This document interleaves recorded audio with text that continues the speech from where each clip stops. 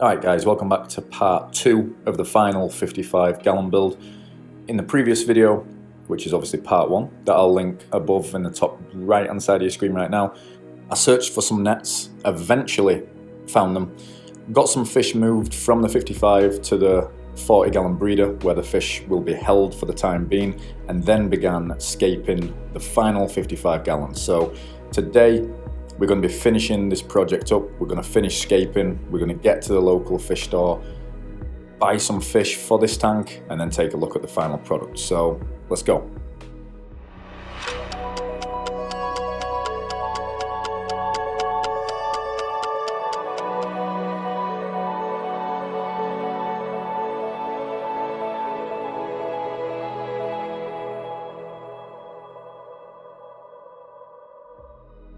So as some of you saw last video, this is just a generic 55 gallon that's a commonly used tank in the USA for a lot of aquarium hobbyists. To start, I added the egg crate, also known as lighting diffuser, to the bottom of the tank, and this will just help distribute the weight of the rocks and any other decor that I use in this tank, just to make sure there's no pressure points on any of the glass.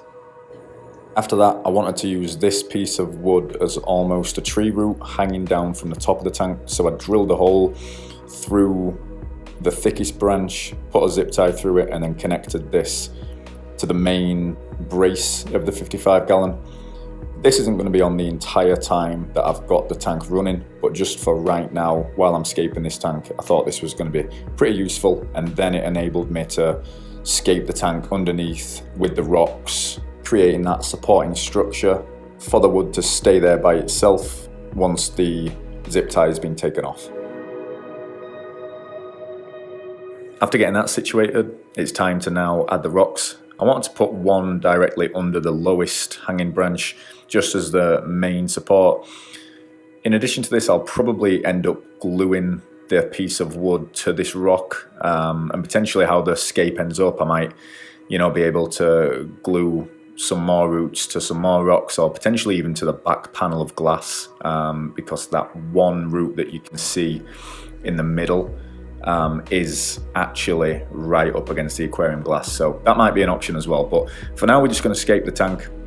As I spoke about previously, I'm just going to create some little line of sight blocks in this tank, some different little areas where fish can chill out if needs be and kind of create their own territories. So that's pretty much what we're going for. So yeah, let's get scaping. So throughout the scaping process on the vast majority of my tanks, I've kind of got an idea about what I want to do before I start it, but then during this phase that can easily change. So like here, I was trying to put the rock that I'm currently working on quite high in the tank, and then I just realized that it wasn't working, so I moved it as far left as what I possibly could in the tank, and then I got the idea to maybe create a little island on the left side of the tank to where I can potentially put some plants or some more wood. Personally like that idea, so you'll see what happens later in the video and how I actually created the left side of the tank to be what I just started to envision at this point in the process.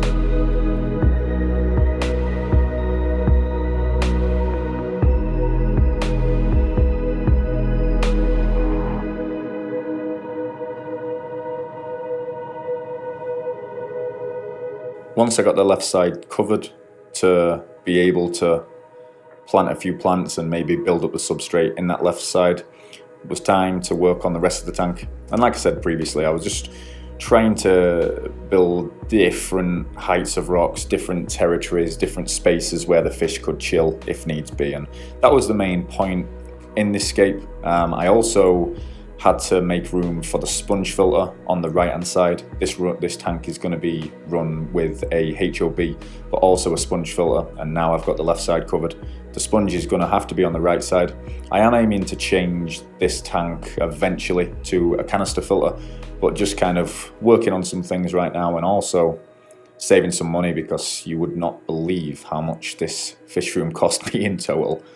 But that's okay, if you love something you've got to enjoy it and put your all into it, I guess. So continue with the scaping, try get this tank looking awesome, but also be an incredibly interesting and appropriate tank for the fish we're going to be keeping.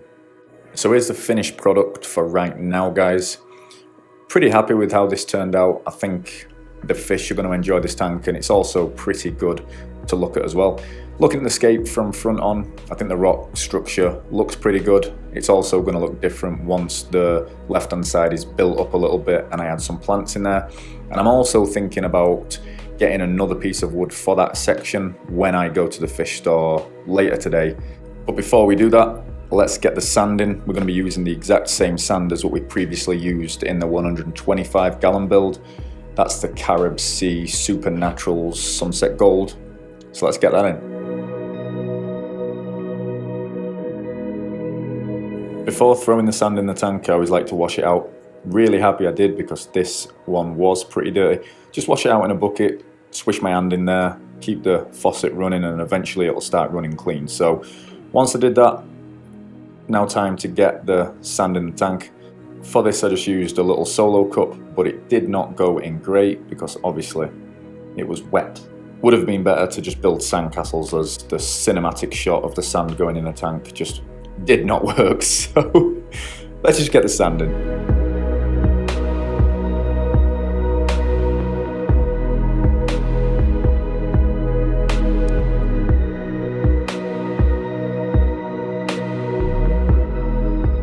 So we got all the sand in, used about 25 to 30 pounds of it in this 55 gallon.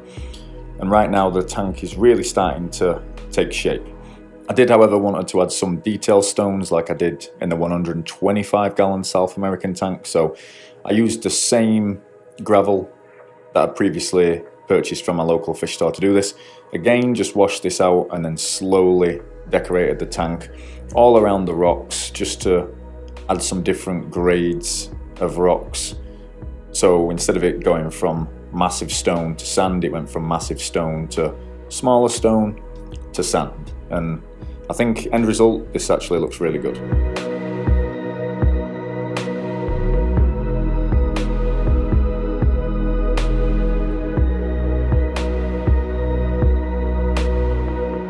It was at this point I just decided to go to the fish store. I definitely wanted one more piece of wood for the left hand side, and I knew that that would mean waiting to get the fish later in the week, because obviously I didn't want to be scaping the tank and having the fish waiting. So went to the fish store and got this piece of wood that you see in the left hand side here.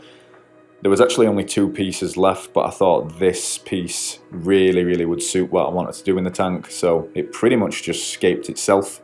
And all I needed to do was just add some gravel with a sand cap on top of it to prop up the wood a little bit more, and also give me a space to put some plants in that side as well.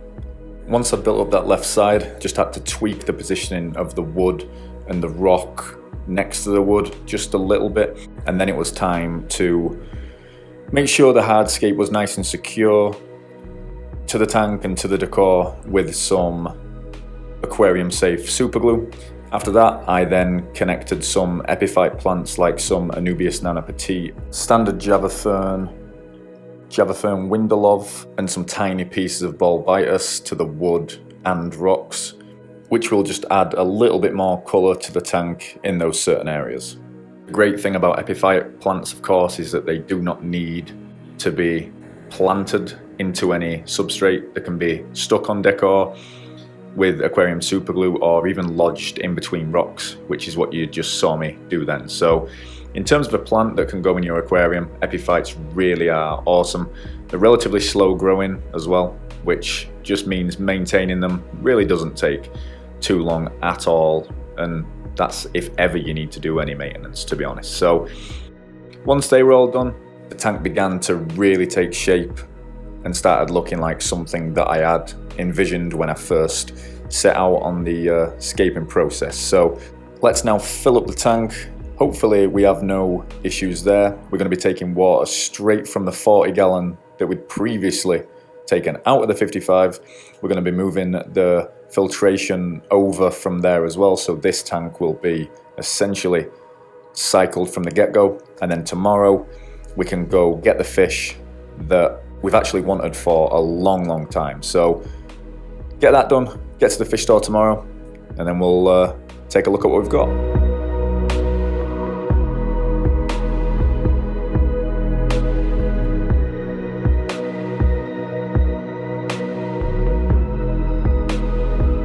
So here we are with the fish, guys. Obviously you can't really see them there, but they are 4 Geophagus Tapajos, which are the ones with the bright red heads. I also got some food that they were currently eating at the local fish store, just to help them settle in and hopefully continue eating. So let's get them in the tank.